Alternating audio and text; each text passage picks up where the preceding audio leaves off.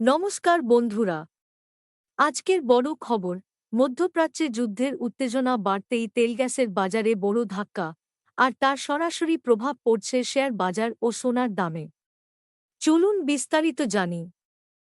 State of হরমুজকে কেন্দ্র করে মধ্যপ্রাচ্যে উত্তেজনা এখন চরমে।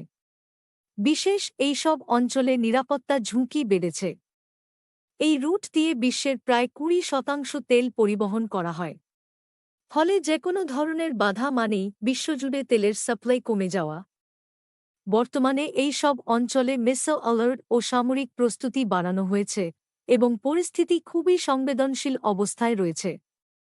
যুদ্ধের প্রভাবে আন্তর্জাতিক বাজারে তেলের দাম বেড়ে প্রায় 108 থেকে $112 প্রতি ব্যারেল হয়েছে।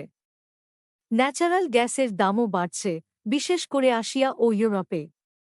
এর ফলে পেট্রোল, ডিজেল এবং এলপিজি এর দাম বাড়ার সম্ভাবনা তৈরি হয়েছে।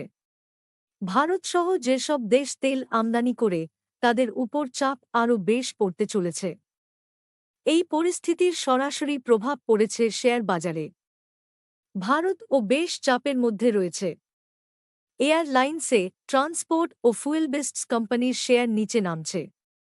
অন্যদিকে অয়েল কোম্পানি ও ডিফেন্স সেক্টরগুলো কিছুটা লাভে রয়েছে। গ্লোবাল মার্কেটেও এ ভোলাটিলিটি দেখা যাচ্ছে। যুদ্ধের সময় ইনভেস্টর সাধারণত সেফ ইনভেস্টমেন্ট হিসেবে সোনা বেছে নিতে শুরু করেছে। আজ ভারতের বিভিন্ন শহরে 10 গ্রাম সোনার দাম: দিল্লি 1,49,680 টাকা, মুম্বাই 1,51,420 টাকা, কলকাতা 1,47,700 টাকা, হায়দ্রাবাদ 1,49,680 টাকা।